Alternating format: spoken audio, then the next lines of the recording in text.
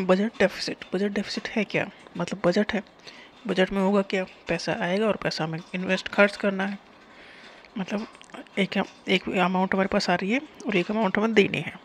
तो बजट यही है कि कितनी अमाउंट आ रही है और कितनी देनी है। बजट डेफिसिट ये है कि जितनी आ रही है उससे कहीं ज़्यादा देनी होगी अमाउंट। मतलब कोई भी खर्चे हमारे ज़्यादा हैं और हमें कम हमारी इनकम है, तो डेफिसिट जब भी होगी, कमी है ना बजट में। Budget deficit is the difference between the total expenditure and the current revenue.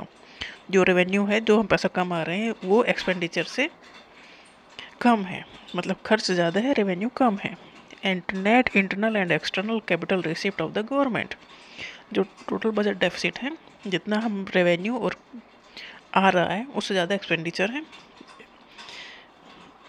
इसमें जो रेवेन्यू है और कैपिटल रिसिप्ट दोनों ही, रिसिप्ट कम हो रही है, खर्च ज़्यादा हो रहे हैं, तो ये एक डेफिसिट क्रिएट करेगा, मतलब कमी रहेगी जो हमें पूरी करनी पड़ेगी। तो बजट डेफिसिट भी की वजह से होगा क्या? बजट डेफिसिट को अगर कमी को पूरा करना है, हमें कहीं ना कहीं से फिर पैसा लेना पड़ेगा, क्योंकि वो काम तो करना ही है। तो इससे बढ़ेगा क्या? इंक्रीज इन नेशनल डेप्ट। गवर्नमेंट के ऊपर जो डेप्ट है वो बढ़ेगा, कर्ज बढ़ेगा। फिर जो कर्ज ले रही है गवर्नमेंट, वो वैसा तो नहीं फ्री में दिया जा रहा है, उसके ऊपर इंटरेस्ट भी पेमेंट करना पड़ेगा, क्योंकि कर्ज भी बहुत ज़्यादा है तो इंटरेस्ट भी देना ही पड़ेगा, जो कि ज़्यादा अमाउंट में होगा, तो हायर डेप्ट इंटरेस्ट पेमेंट भी होगा। उसकी वजह से महंगाई बढ़ेगी, क्योंकि जितना कर्ज बढ़ेगा वो वापस तो रीपे करना ही पड़ेगा ना, गवर्नमेंट पैसा कहाँ से लेके आएगी। उसकी वजह से इन्फ्लेशन, महंगाई बढ़ेगी, चीज़ें महंगी होंगी। इसमें 3 टाइप के बजट पर हमें पढ़ने हैं: budget deficit, physical deficit, revenue deficit and primary deficit. Physical deficit क्या है? Physical deficit is the difference between the total expenditure of the government and the revenue receipt which are not in the nature of borrowing. देखो, receipt जो है, जो पैसा आ रहा है, एक पैसा वो भी आ रहा है जो हम बोरो कर रहे हैं, तो बोरो करने वाला पैसा इसमें नहीं लगाना है। तो टोटल एक्सपेंडिचर में से टोटल जो रेवेन्यू आ रहा है वो माइनस कर देना है, और बोरोइंग जो आ रही है उसे उसमें काउंट नहीं करना है। तो ये होगा फिजिकल डेफिसिट। एक्चुअल में जो डेफिसिट है, expenditure minus revenue, total expenditure of the government and the revenue receipt का बीच का जो डिफरेंस है वो है physical deficit. Total expenditure of the government and the revenue receipt, जो रेवेन्यू आ रहा है उनके बीच का जो डिफरेंस है वो है physical deficit. Physical deficit equal to क्या हुआ? टोटल एक्सपेंडिचर, रेवेन्यू और कैपिटल फॉर्म में जो एक्सपेंडिचर हो रहा है वो, उसमें से घटा दो टोटल रिसिप्ट। बोरोइंग हमें इंक्लूड इसमें करना नहीं है, तो ये हो गया physical deficit. Physical deficit indicate करता है कि अमाउंट ऑफ बोरोइंग, क्योंकि बोरो ने जो किया है वो बजट को पूरा कर रहा है, तो मतलब फिजिकल डेफिसिट कम इक्वल टू बोरोइंग, जितने पैसा लिए गवर्नमेंट ने कर्ज लिया है वो, ये इंडिकेट कर रहा है बोरोइंग कितनी है उतना ही फिजिकल डेफिसिट होगा, मतलब उतने की ही कमी पड़ी थी। तो लार्ज अगर फिजिकल डेफिसिट है तो जो हमारी बोरोइंग भी लार्ज है, मतलब ज़्यादा पैसा लिए हैं।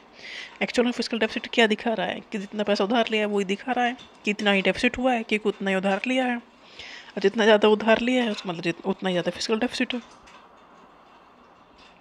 फिजिकल डेफिसिट क्रिएट करता है correspondingly large burden of interest payment. देखो, जो भी कर्ज गवर्नमेंट लेती है उसके ऊपर उसे इंटरेस्ट पेमेंट करना ही पड़ता है, तो ये एक बर्डन है ही है गवर्नमेंट के ऊपर।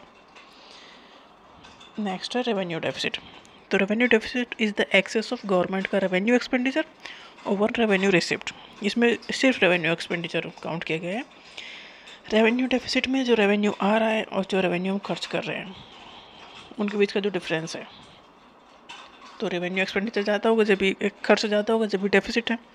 तो revenue deficit is equal to revenue expenditure minus revenue receipt. ये दिखाता क्या है? It shows inability of the government to meet its regular and recurring expenditure.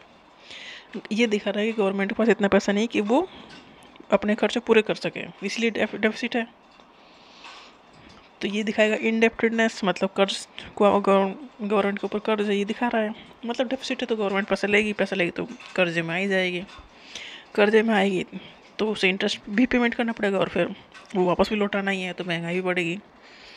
The revenue deficit imply करता है repayment of burden in the future. देखो, जो पैसा government ले रही है वो उसे वापस तो करना ही है, जैसे वर्ल्ड बैंक से पैसा ले लिया उसे फ्यूचर में वापस तो करना ही पड़ेगा ना। अब हम लेके काम चला रहे हैं तो नेक्स्ट हमें देना तो पड़ेगा ही ना, तो एक बर्डन हो गया गवर्नमेंट के ऊपर इस चीज़ का।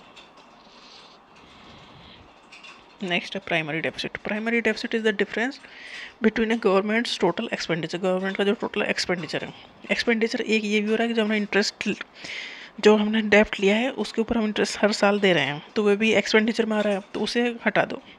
टोटल एक्सपेंडिचर में से जो इंटरेस्ट पेमेंट कर रहे हैं उसे माइनस करो। एंड रेवेन्यू जो मिल रहा है हमें from taxes and other sources, उसमें से बोरोइंग हटा दो। दो चीज़ें हैं, एक तो एक्सपेंडिचर है, दूसरा रेवेन्यू है। तो एक्सपेंडिचर हम इंटरेस्ट पेमेंट में भी दे रहे हैं, उसे नहीं काउंट करना है।